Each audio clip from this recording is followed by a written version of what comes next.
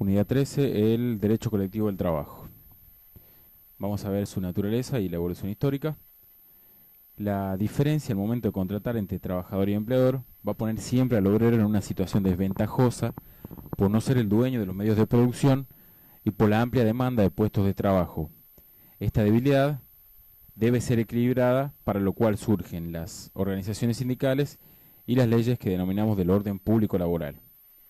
Con la revolución industrial, el maquinismo y el auge del capitalismo, además de la gran industria global, surgen injusticias que derivan del poder de imposición contractual que tenían estas grandes industrias, comúnmente monopólicas. Asimismo, la necesidad de las nuevas industrias de producir más y a menor costo, incluyendo en ese menor costo el salario, las exigencias de mayor producción a menor precio, el mercado global y la gran demanda de puestos de trabajo, ponen al proletario en una situación de indefensión ante los atropellos de estas grandes fábricas que, por la gran demanda y la situación antedicha, están en una situación de superioridad de imponer cualquier disposición contractual, no solo en lo salarial, sino también en las condiciones poco dignas de labor. Eh, por tras de esto se torna necesaria una protección especial para los trabajadores. La situación de inferioridad de los trabajadores obligó a la reacción ante el sistema imperante. Años de sacrificio y luchas costó conseguir que la legislación aceptara la existencia de coaliciones de trabajadores e incluso posteriormente los medios de acción. El trabajador debió asociarse con otros trabajadores para equilibrar la desigualdad de condiciones frente a los empresarios y las injusticias derivadas de esta situación. Organizados por medio de luchas pacíficas y en otros casos de no tan pacíficas, se lograron reivindicaciones que luego se transformaron en ley por parte de los poderes del Estado. Posteriormente han ido ganando fuerza y reconocimiento en la sociedad, pudiendo lograr acuerdos con empresarios o grupos de empresarios, un poco más en pie de igualdad, no solamente en lo salarial, sino en temas generales atenientes a la relación laboral.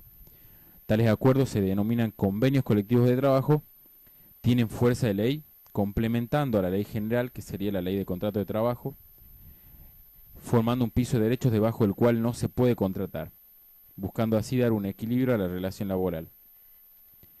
Se forma una rama del derecho del trabajo que se denomina el derecho colectivo del trabajo, que contempla las relaciones colectivas, es decir, que no tiene en cuenta directamente al trabajador individual, sino al grupo de trabajadores o el interés colectivo. Va a tener como eje central al sindicato y dentro de este a los representantes gremiales, además a las formas y contenido de los acuerdos que estos firmen con el sector empresarial. La base de este derecho colectivo es el derecho de las asociaciones profesionales. Sin embargo, aunque la agrupación de trabajadores no está legalmente organizada, siempre que actúe como unión y en defensa del interés colectivo, se va a estar en presencia de una relación colectiva de trabajo y por ende va a caer en la órbita de este derecho colectivo del trabajo.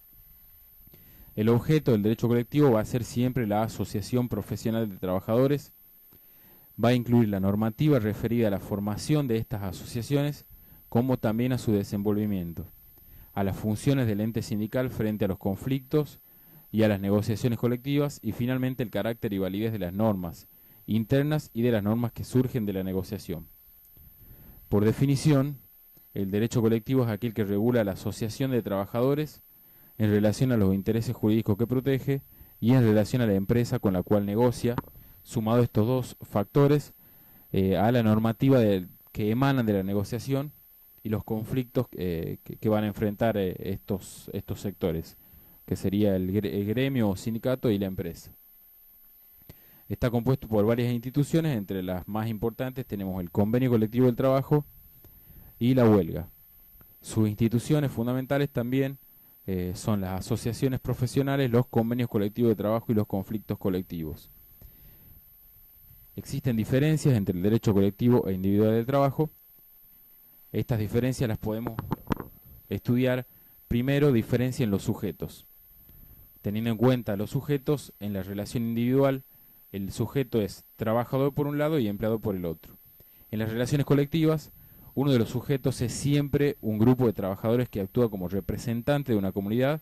El otro sujeto puede ser el empleador, es decir, la empresa, o un grupo de empresas o grupo de empleadores. Diferenciación por su contenido. El contenido de la relación individual es contractual. El empleador y el trabajador contraen obligaciones recíprocas. El trabajador tiene la obligación de prestar su servicio y el empleador de remunerar. Estas obligaciones están ajustadas a leyes laborales de orden público laboral y que tienen un marco de beneficios que otorgan las convenciones colectivas de trabajo. En la relación colectiva no importa prestaciones directas, ya que las convenciones colectivas de trabajo no son estrictamente contratos. El convenio no constituye sino un marco de beneficios y derechos a los cuales habrá de ajustarse la relación laboral como contrato de trabajo. La diferenciación por los conflictos. El conflicto puede suscitarse en la relación individual en vista a la tutela de un interés concreto del individuo, y cuando existe un conflicto sin solución se acude a la justicia a fines de que dirima el conflicto por medio de una sentencia. En el conflicto colectivo están en juego intereses generales y abstractos. El conflicto es de intereses y el fin del conflicto es una resolución que tienda a dar un marco de derechos, como así también condiciones para la prestación de trabajo. Ello en miras a satisfacer los intereses de ambas partes, buscando la armonía de esta relación patrón-obrero, siempre en un pie de igualdad. También tenemos una diferenciación por la finalidad. La finalidad de la relación individual es el intercambio económico de trabajo por salario o sueldo. Y en la finalidad de las relaciones colectivas hay un objeto o fin normativo. A través de esa norma se busca crear condiciones justas y equitativas de labor que traten de superar la ya mencionada desigualdad contractual o estructural. ¿Cuáles son los caracteres especiales de este derecho colectivo? Primero, que es un derecho que atañe a grupos sociales, se constituye como un correctivo de la situación de inferioridad que ya mencionamos, acepta la licitud del empleo de las medidas de acción directa, y esto es muy importante, procura la solución pacífica entre trabajadores y empleadores, reconoce la existencia de una nueva fuente del derecho, que son los convenios colectivos con normativas de carácter general, y es una garantía de libertad. ¿Por qué? Porque los hombres que carecen de poder económico pierden un poco su libertad, mucho más cuando se los observa aislados, como es en esta relación individual trabajador-empleador. En este caso se denomina garantía de libertad, ya que se le da más libertad de negociación o de puja en los derechos al trabajador en cuanto asociado a una unión gremial o sindical. Vemos ahora el tema del derecho colectivo en la Constitución. La reforma de la Convención del año 1957, positivizando el constitucionalismo social, introdujo la reforma del artículo 14, el cual tiene tres partes que coincide con las tres grandes partes del derecho laboral y social. Una se dedica al trabajo y a los trabajadores, y la otra a los gremios, y la última referida a la seguridad social. La segunda parte del 14 bis dice: queda garantizado a los gremios concertar convenios colectivos, recurrir a conciliación, el derecho de huelga. Los representantes gremiales gozarán de garantías para el cumplimiento de su gestión y las relacionadas además para la estabilidad en su empleo. ¿Qué derechos se encuentran reconocidos acá como esenciales? El derecho de huelga, el derecho de concertación de convenios colectivos y el recurso a conciliación y arbitraje. La huelga es el derecho gremial más importante y se reconoce como sujetos activos de la huelga al sindicato con personalidad gremial que declara y conduce la huelga, y el otro sujeto va a ser el hombre en cuanto trabajador. Del otro lado también vamos a tener como sujetos o participantes de este proceso de huelga al empleador y al Ministerio de Trabajo como autoridad de contralor. El sujeto pasivo es múltiple, como bien dijimos, porque tenemos un sujeto declarante y un sujeto activo participante. Estos sujetos pasivos son el Estado, que reconoce el derecho de huelga, el empleador, los particulares ajenos al conflicto, y los trabajadores que sean o no huelguistas deben abstenerse entre sí de lesionar la libertad personal de los que adhieren a la huelga y de los que no adhieren. La autoridad administrativa es la que califica la huelga como legal o ilegal, desde el punto de vista sindical o colectivo. Esta calificación se lleva a los fines de encauzar el conflicto durante el transcurso de esta huelga. En segundo lugar, tenemos el derecho de concretar convenios colectivos. Esto es de vital importancia porque el convenio colectivo tiene la cualidad de tener alcance general. El convenio es un pacto que realiza la asociación sindical con personería gremial y un empleador o grupo de empleadores. con el fin de uniformar las condiciones de trabajo de determinada actividad en una determinada zona geográfica, cuya aplicación se extiende no solamente a las partes que lo celebran, sino a todos los trabajadores. Es decir, si un trabajador no está asociado al gremio o no participó de una huelga o de la negociación, igual se extiende a él el convenio colectivo, por dar un ejemplo de los empleados de comercio o de los empleados de casas de renta o de empleados de call center, que es una actividad relativamente nueva. El último de los derechos gremiales consagrados por la Constitución es el de recurrir a la conciliación y arbitraje. En las relaciones colectivas surgen siempre conflictos de intereses, para lo cual el Estado, la ley, trata de buscar vías pacíficas de solución. La ley 14.786 del año 1958 estableció un procedimiento de conciliación previo a la huelga, donde la actividad administrativa va a cumplir una función de mediación, y en la etapa conciliatoria se establece que no se puede recurrir a medidas de acción directa, o sea que el derecho de huelga va a quedar postergado en estas etapas de conciliación. Finalmente, el segundo párrafo de este artículo que estamos estudiando nos dice que los representantes gremiales van a gozar de garantías necesarias para el cumplimiento de su gestión y las relacionadas con la estabilidad de su empleo. Esta garantía es el fuero sindical. Tiene un carácter subjetivo, pero deviene su esencia del valor y la importancia que tiene la actividad gremial. Existe jurisprudencia que ordenó la restitución del trabajador despedido cuando gozara de este fuero sindical, en los casos en que el despido se relaciona claramente en las labores sindicales del dependiente. Vamos a hablar ahora de las asociaciones gremiales de los trabajadores y su evolución histórica. Las asociaciones son un fenómeno que deviene del ser humano como tal, en cuanto a el ser humano que se relaciona con otras personas por ser un ser eminentemente político. El ser humano, en cuanto a voluntad de cambio para una sociedad más justa y equitativa, hace que el obrero en las relaciones laborales no se siente de espaldas a la injusticia. En cuanto a este deseo de justicia, va a buscar aliarse con otros obreros para emprender una lucha que de manera solitaria no podría llevarla a cabo, no podría tener un buen fin y no podría llegar al fin último, que hoy en día es lograr un convenio un convenio colectivo con valor de norma general, que beneficia a todos los trabajadores por igual,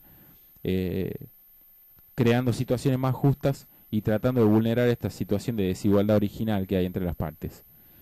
Las características del sindicalismo de un país dependen de muchos factores: económicos, sociales, políticos, culturales, de tradiciones, históricos. El elemento tradicional influye en la configuración de la legislación, cuyas modalidades pueden perdurar o no. La regulación que se haga del tema sindical también va de la mano del contexto socioeconómico, político y cultural. El proceso que debió seguir hasta su admisión por el Estado y la regulación jurídica tiene conexiones, como dijimos anteriormente, con lo político, lo social y lo económico de cada país. El sindicato de trabajadores, el convenio colectivo y la huelga determinan cuestiones que están unidas a la trascendencia a su trascendencia y definen el problema capital de esta época: las relaciones de trabajo en pie de igualdad y justicia, la defensa de los trabajadores por medio de asociaciones sindicales y la libertad de asociación y expresión reconocidas al ente sindical y a cada individuo, son componentes que deben tutelarse por su estrecha relación con la paz y la tranquilidad de la sociedad. El derecho a asociarse puede ser considerado un derecho natural del hombre. Desde los comienzos de la humanidad, siempre ha buscado apoyo social el hombre para realizar sus anhelos. Las ideas de libertad e igualdad son vitales en todas las épocas históricas del ser humano.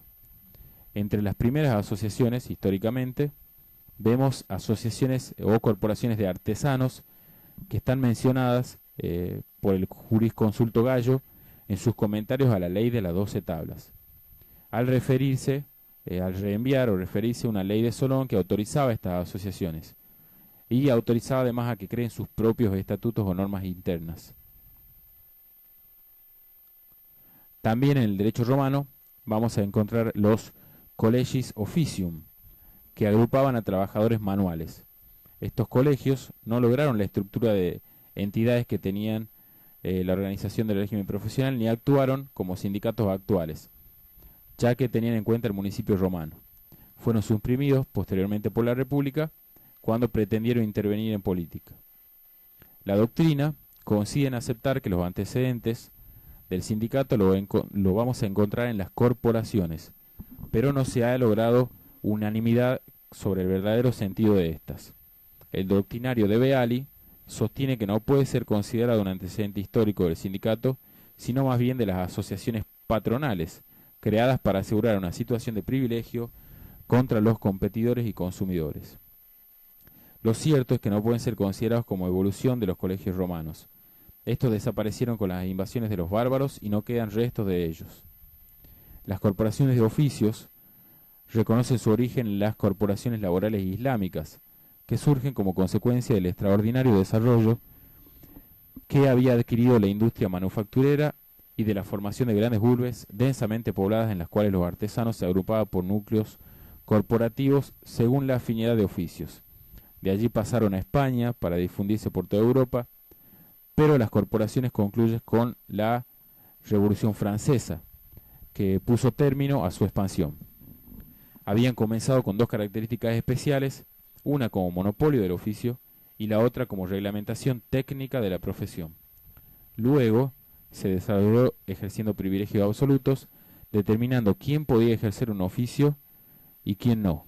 Las corporaciones servían así para regular la producción, evitar la competencia desleal y para asegurar la normalidad de un pequeño mercado. No tenían un fin de protección del trabajador. Los factores decisivos en la época moderna son muchos y se encuentran en las primeras coaliciones que se forman para combatir disposiciones dictadas por legisladores que dan forma a los principios de la Revolución Francesa. La ley Chapelier, votada por la Asamblea de 1791, al prohibir tanto la asociación como la coalición, pone término a las corporaciones, que habían caído en exceso, que limitaban el derecho a trabajar y fueron causa de su crisis. Pero ya el edicto de Turgot de 1776 había debilitado este régimen. Esta ley Chapelier, que pretendió concluir el abuso de las corporaciones, incurrió en excesos que terminaron debilitando la libertad y la igualdad que proclamó la misma Revolución Francesa. Carneluti señala que el sindicato es un fenómeno social que nace en el mundo moderno por obra de la Revolución Francesa, que es cuando surge la necesidad histórica de agruparse para hacer frente al poder industrial. La Revolución Industrial de Francia tuvo una gravitación importante en la vida de sindicatos y del trabajador, pero recién en 1884 se contará con una ley que reconoce el derecho a la reunión sindical y que da nuevas posibilidades a estos gremios o sindicatos. El proceso ha sido similar en la mayoría de los países del mundo. Los sindicatos, luego de ser perseguidos por el Estado, fueron obligados a la acción clandestina y secreta y posteriormente fueron tolerados en su desarrollo gremial y finalmente en la actualidad poseen una regulación y una protección de parte del Estado. ¿Cómo aparece el sindicato moderno? Hay varias etapas. Podemos mencionar primero que durante todo el siglo XIX la lucha obrera ha sido una lucha contra el capital y el Estado. En esta etapa las coaliciones eran perseguidas y desarrollaban su actividad en secreto. El Código Penal francés incluso reprimía las coaliciones obreras. Con el Tratado de Versalles comienzan a ser reconocidos por el Estado a los que ubican sus legislaciones obreras. Posteriormente, estos derechos obreros se los ha elevado al rango constitucional, incorporándolos a las cartas magnas de muchos países, con lo cual adquiere una enorme relevancia social. En esta evolución de los sindicatos podemos advertir tres etapas. La primera, a fines del siglo XVIII, que comienza con la Revolución Francesa, donde se caracteriza la resistencia al reconocimiento del Estado. La segunda etapa, en el siglo XX, donde a partir del Tratado de Versalles, los sindicatos se reconocen por los estados y se los ubica en las legislaciones. Y la tercera, a mediados del siglo XX en adelante, es con el fortalecimiento de los sindicatos, donde no solamente son reconocidos por influencia del constitucionalismo social, sino que además tienen un rango constitucional y el carácter de ley general que se les da a los convenios colectivos concertados entre sindicatos y empresarios. La naturaleza jurídica del sindicato eh, tiene funciones institucionales y actúa en colaboración con el Estado. Se dice que puede actuar en colaboración en cuanto a administración general del país, ya que forma parte de diversas comisiones administrativas como son las que fijan los salarios, cajas de jubilaciones, etcétera. Además del rol de regulación de las relaciones entre empresarios y trabajadores, también forma parte en órganos administrativos del país, como las que ya dijimos, comisiones que fijan los salarios o cajas de jubilaciones. Nacimiento y desarrollo del sindicato en nuestro país. Nació a partir de 1945, un periodo de reconocimiento y promoción por parte del Estado y de afianzamiento como entidad intermedia. El sindicalismo en nuestro país tiene los siguientes caracteres: reglamentarismo legal, caracterizándose por una regulación explícita y detallada; forma asociativa fundada en la profesionalidad; el criterio para formar parte está dado por la actividad del trabajador, por ejemplo, sindicato de camioneros o de la industria del PAM. En tercer lugar, es una unidad de representación de intereses colectivos. En cuarto lugar, se trata de una estructura articulada en forma piramidal. Relacionado en base al anterior, vemos un delegado gremial en cada puesto de trabajo con el conocimiento cabal de las realidades cotidianas, y luego a nivel organizacional podemos ver filiales locales de unión de trabajadores que a su vez forman parte de gremios a nivel nacional, cuya punta de la pirámide es la CGT. Es decir, que tenemos delegados en cada puesto de trabajo, tenemos un secretario general en cada delegación gremial provincial o municipal, y luego tenemos asociaciones o federaciones a nivel nacional de trabajadores, y entre cada federación de trabajadores o gremios hay una única cabeza que está en la Confederación General de Trabajadores, que es la CGT. Esa es la estructura piramidal. Por otra parte, como otra característica, hay amplitud de fines sindicales. El sindicato no se limita a la lucha por los derechos del contrato de trabajo, también observa la faz humana y de desarrollo del trabajador, con lo cual brinda servicios tales como salud, esparcimiento, recreación, deportes, etc.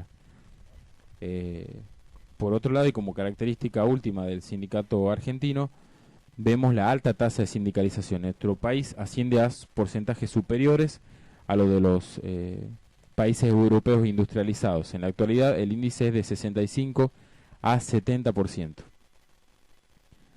Pasamos ahora al tema de las fuentes reales y formales de la legislación vigente en cuanto al derecho colectivo. Las fuentes reales coinciden con las determinantes del nacimiento en Europa y el mundo, las coaliciones para autodefensa de los trabajadores frente a los abusos de las nuevas industrias.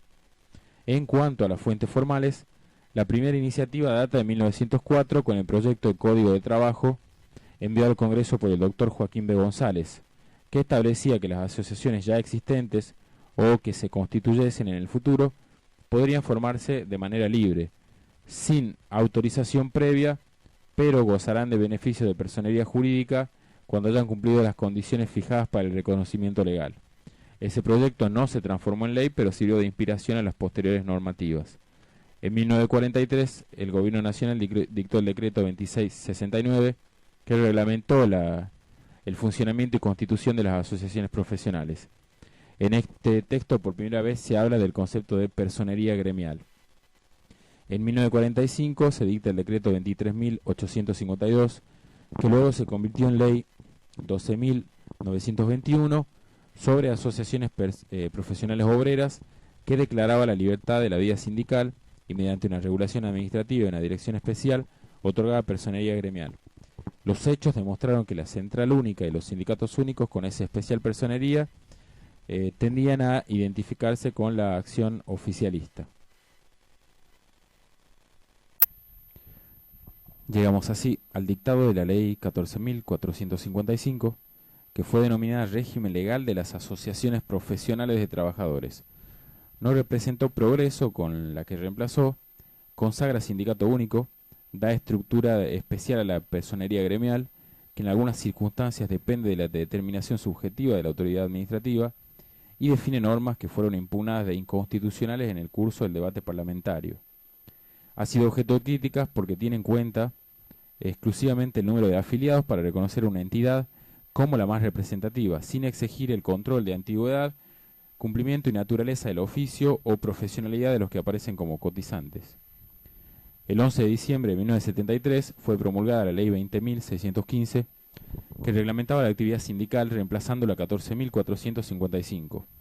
Fijaba el ámbito dentro del cual esas entidades debían actuar para adecuarse al ordenamiento específico. Quiere decir que la ley consideró asociaciones profesionales cuando ejercieren la representación de los intereses profesionales de los trabajadores y como consecuencia de este principio no podían desarrollar ninguna otra actividad como ser la de carácter comercial, por ejemplo. Podemos señalar inmediatamente que la vocación de la ley fue consagrar la libertad sindical. Análisis de la ley vigente. Al haberse restablecido la democracia en el año 83, entre las primeras leyes que dictó el Congreso está la creación del nuevo régimen de funcionamiento de las asociaciones sindicales. Es la ley 23.551, que fue promulgada en 1988 y publicada el mismo año, el 22 de abril. El derecho de asociación. Establece que las asociaciones deben admitir la libre afiliación, lo que deberá conformarse con lo que dice la ley. Este derecho conlleva también el de desafiliarse y no afiliarse, dando libertad a este concepto dando fuerza a este concepto de libertad. Podrán afiliarse las personas mayores de 14 años sin necesidad de autorización. La situación de la afiliación de menores de edad se relaciona con la capacidad general de hecho, que en materia laboral se regula por el 128 del Código Civil anterior. Pero en lo referente al ejercicio de la libertad sindical, la tendencia fue apartarse del derecho común y reconocer a los trabajadores menores de edad una capacidad específica para ejercer derechos de sindicación, que coincide con la edad en la que se le permite el acceso al trabajo en relación de dependencia, que son los 14 años. La libertad sindical debe ser garantizada por las normas que definen la organización y acción de las organizaciones sindicales. En el ordenamiento jurídico local, la libertad sindical individual y colectiva está determinada por las siguientes normas.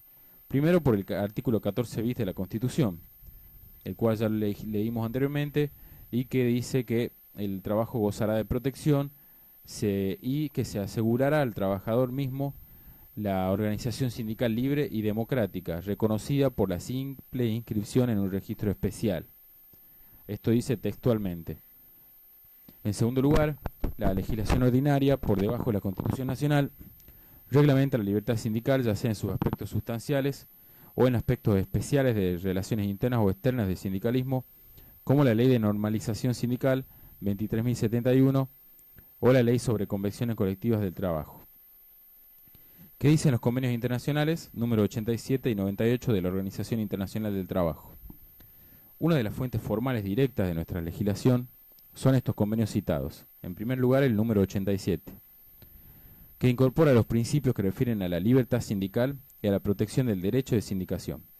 La libertad sindical asegura a los trabajadores y a los empleadores el derecho a constituir organizaciones que estimen convenientes y afiliarse con libertad. Las garantías restantes se refieren a la autonomía de los sindicatos y aseguran a estos la protección de los procedimientos de jurisdicción ordinaria, el derecho a constituir federaciones y confederaciones sindicales, así como la afiliación libre. En cuanto a las cláusulas de salvaguardia, también de indudable importancia, prevé que la adquisición de la personalidad jurídica por las organizaciones de trabajadores y de empleadores no se pueden sujetar a condiciones cuya naturaleza limite la aplicación de las disposiciones de las garantías referidas anteriormente. También se refiere al orden público y a la legalidad para establecer una coordinación directa entre esos principios y su relación inmediata en armonía con la organización jurídica de cada país. En el año 1949, la Organización Internacional aprobó el convenio número 98, cuyo fin era garantizar la libertad sindical frente a los poderes públicos y a cualquier acción que la pudiera limitar.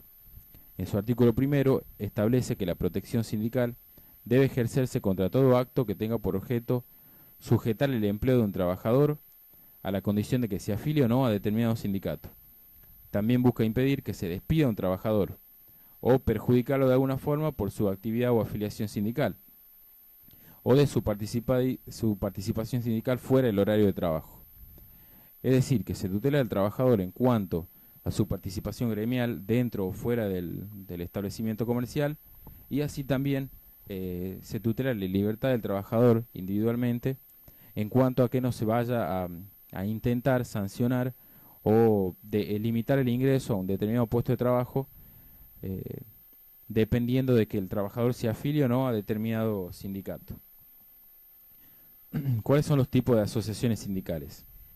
El artículo 10 establece que se consideran asociaciones de trabajadores las constituidas por los trabajadores de una misma actividad o actividades afines, los trabajadores del mismo oficio, profesión o categoría, y los trabajadores que trabajan en la misma empresa.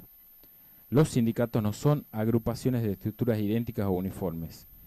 El artículo 11 establece que las asociaciones sindicales pueden asumir las siguientes formas: sindicatos únicos, federaciones o confederaciones. Una de las manifestaciones de la libertad sindical es la autonomía federativa, es decir, la potestad que se le reconoce a los sindicatos para unirse con otros parecidos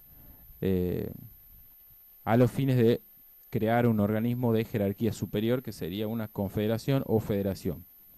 Esta característica de la organización sindical, que es la característica piramidal, ha permitido diferenciarse de los sindicatos primarios o simples, también llamados de base, o sindicatos complejos y superiores. Los primeros son aquellas entidades que tienen por afiliados a personas físicas, es decir, trabajadores individualmente considerados, en tanto que los sindicatos de sindicatos son los que no asocian personas físicas, sino que asocian sindicatos inferiores, el caso de las confederaciones del trabajo, como la CGT. Vamos al tema de los estatutos. Haciendo un paralelismo entre la democracia política y la sindical, se puede afirmar que el estatuto es similar a lo que sería una constitución nacional. El artículo 16 de la ley establece que los estatutos se deben ajustar a lo establecido en el artículo 8 en cuanto a la democracia sindical, y además deben contener un nombre, un domicilio, un objeto y una zona de actuación, la actividad que van a representar, los derechos y obligaciones de los afiliados, el modo de constitución, administración y control del patrimonio del sindicato, como asimismo la constitución y determinación de las autoridades con especificación de sus funciones, duración de mandatos y régimen electoral. También exige que se contenga un procedimiento para disponer medidas de acción directa y para la modificación de los estatutos y disolución de las asociaciones. La dirección y administración de los sindicatos. Esta está prevista en el artículo 17, que establece que la dirección debe ser ejercida por un órgano colegiado, es decir, de varias personas, como mínimo 5 miembros que se elijan por el voto de los afiliados. Los mandatos son limitados en cuanto al tiempo, con una cantidad máxima, de 4 años con derecho a ser reelegidos. Son requisitos personales para los integrantes de los órganos directivos: ser mayores de edad, no tener inhibiciones civiles o penales, estar afiliado con una antigüedad mínima de 2 años, debiendo el titular y el 75% de los cargos de la asociación ser ejercidos por ciudadanos argentinos. Asambleas y congresos. La ley exige que las asambleas y los congresos se reúnan anualmente en sesión ordinaria y en sesión extraordinaria cuando los convoque el órgano directivo a solicitud de los afiliados. Además de los órganos de dirección, los sindicatos deben contar, por ley, con un órgano deliberativo, que es el más representativo y con soberanía de sindicato. El órgano deliberativo va a tener a cargo la toma de decisiones. La asamblea, que es la reunión de la totalidad de los afiliados, quienes concurren a título personal para manifestar su voluntad y opinión a través del voto, y los congresos, que no concurren por sí a título personal, sino como mandatarios de los afiliados de la organización a la que representen. La ley establece como facultades privativas de estos órganos deliberativos fijar criterios generales de actuación, considerar los anteproyectos de convenciones, aprobar estatutos, memorias y balances, otorgar mandatos a sus delegados para los congresos y fijar el monto de las cotizaciones ordinarias, es decir, de los aportes sindicales mensuales. El artículo 20 establece facultades privativas para las asambleas y congresos, entre los cuales tenemos fijar criterios de actuación, considerar anteproyectos, aprobar memorias, estatutos y balances, dar mandato a los delegados y fijar el monto, es lo que dijimos anteriormente. En cuanto a la inscripción de los sindicatos, el artículo 21 establece que las asociaciones van a presentar a la Autoridad Administrativa del Trabajo una solicitud donde constará el nombre, apellido, patrimonio y antecedente de la fundación, la lista de afiliados, la nómina y nacionalidad de los integrantes del órgano directivo y los estatutos. La creación de un sindicato implica un negocio jurídico plurilateral a través del cual un grupo de trabajadores manifiesta la voluntad de constituir una asociación permanente para representación de sus intereses. Y la tipología que va a asumir la nueva entidad, el ámbito geográfico en el que va a actuar, el nombre y los estatutos que lo regirán. Basta con un mínimo de 5 trabajadores para que se pueda proceder a la inscripción. El único trámite exigido por la ley es la adquisición de la personalidad jurídica. La norma establece recaudos formales para los primeros directivos en cuanto a cumplimentar en el registro. Para ello deben dirigirse al Ministerio de Trabajo de la Nación. El artículo 22 preceptúa que, cumplidos los recaudos, la autoridad administrativa dentro de 90 días dispondrá la inscripción en un registro especial y la publicación sin cargo de la resolución en el boletín oficial. Mientras el resto de las personas jurídicas que se inscriben ante cierta oficina y bajo un trámite específico, las asociaciones gremiales, en cuanto al artículo 14, se van a inscribir en un registro especial con menos formalidades y con protección del Estado. A partir del acto administrativo de la inscripción, que constituye una partida de nacimiento, el sindicato queda oficialmente creado y adquiere el carácter de personalidad jurídica. ¿Cuáles son los derechos y obligaciones de estas asociaciones sindicales? Una vez reconocidos e inscriptos, tienen los siguientes derechos: a peticionar y representar a los intereses individuales de sus afiliados, a representar los intereses colectivos, a promover la formación de sociedades cooperativas y mutuales, promover el perfeccionamiento de la legislación y promover la educación y formación de los trabajadores. Derecho a imponer las cotizaciones mensuales de los afiliados, a realizar asambleas sin necesidad de autorización. La asociación tiene capacidad general de hecho y de derecho que la ley les reconoce a las personas jurídicas. Estos derechos se pueden sumar otros, por ejemplo el derecho a huelga. A su vez tiene obligaciones y responsabilidades de tipo civil, administrativo y penal frente a cualquier incumplimiento en el que pueda incurrir. Están obligadas a remitir a la autoridad administrativa del trabajo los estatutos y modificaciones, la integración de los órganos directivos. Dentro de 100 días de cerrado el ejercicio debe remitir copia del balance, memoria y nómina de los afiliados, convocatoria de elecciones, libros de contabilidad. Por otro lado, están sujetas a control de la autoridad del Ministerio de Trabajo. La legalidad de los estatutos, la fiscalización en cuanto a los órganos directivos, las memorias y los balances, la fiscalización electoral y la fiscalización documental en cuanto a los libros de documentación contable y los registros de afiliados. ¿Qué es la personería gremial? Las asociaciones profesionales alcanzan su plenitud con la adquisición de esta personería gremial. Este requisito es un eje del unicato gremial, que se basa en la noción de el concepto de más representativo. Para la personería gremial, la ley impone los siguientes requisitos: que se cueste inscripta conforme a la ley y que afilia más del 20% de los trabajadores que intenta representar. Al reconocerse personería gremial, la autoridad debe precisar el ámbito de representación personal y territorial. Cuando los ámbitos pretendidos se superpongan con otra asociación, no podrá reconocerse al peticionante la amplitud sin antes dar intervención a la asociación afectada o similar y proceder al cotejo para determinar cuál es la más representativa de ambas. La autoridad que va a otorgar la personería gremial también es el Ministerio de Trabajo y Seguridad Social de la Nación. ¿Qué derechos exclusivos tienen los sindicatos con personería gremial? Primero, defender y representar ante el Estado y los empleadores los intereses individuales y colectivos de los trabajadores. En segundo lugar, participar en instituciones de planificación y control. Tercero, intervenir en negociaciones colectivas. Cuarto, colaborar con el Estado en los problemas de los trabajadores. Quinto, constituir patrimonios de afectación. Sexto, administrar sus propias obras sociales. Y además tiene una serie de derechos que se van dando con el auge de la ley o de los convenios colectivos de trabajo, ya que esta enumeración no es taxativa. ¿Qué sucede con las federaciones y confederaciones?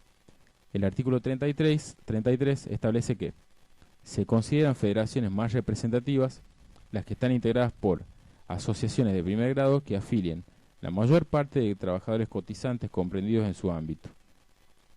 Se consideran confederaciones más representativas las que afilien a entidades con personería gremial que cuenten con la mayor cantidad de trabajadores cotizantes. Representación sindical en la empresa. La doctrina señaló la inserción del sindicato dentro de la empresa en dos sentidos, como libertad y como poder. Como libertad significa el reconocimiento de un espacio de autonomía en el lugar de trabajo, que va a permitir reunirse con los compañeros de labor para permitir hacer intercambio de quejas, sugerencias, etc. Además, la actuación de los representantes opera en la práctica como introducción de un nuevo poder dentro de la empresa, con pretensiones de participación y atribuciones que en muchos casos son resistidas por los empleadores. Dentro de la empresa, los delegados ejercen la siguiente representación. Primero, de los trabajadores ante el empleador. Segundo, de la asociación ante el empleador y trabajador. En cuanto a la naturaleza jurídica de la representación de los delegados, se trata de una representación múltiple, ya que se representa al personal ante el empleador, el personal ante el sindicato y al sindicato ante el personal y al sindicato ante el empleador. El artículo 41 establece dos requisitos esenciales para ser delegado. Por un lado, la afiliación a la asociación sindical con una antigüedad de 1 año y por el otro lado, tener 18 años de edad. Debe ser elegido en comicios, en el lugar donde se prestan servicios, con voto directo y secreto. El mandato no puede superar los 2 años y puede ser revocado mediante asamblea de sus mandantes. El delegado tiene derecho a verificar la aplicación de normas legales, b. reunirse con el empleador y sus representantes y c. presentar ante los empleadores las reclamaciones de los trabajadores. En cuanto a las obligaciones impuestas por la ley a los empleadores, estos están obligados a facilitar un lugar para las tareas del delegado, a concretar reuniones periódicas con los delegados para hablar del ejercicio de sus funciones.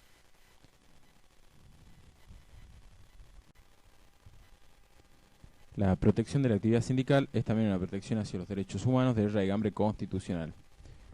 El artículo 47 establece que todo trabajador o asociación sindical que fuera impedido u obstaculizado en el ejercicio regular de los derechos de libertad sindical podrá recabar el amparo de estos derechos ante el Tribunal Judicial competente mediante un proceso sumarísimo a fin de que éste disponga el cese inmediato de el comportamiento antisindical.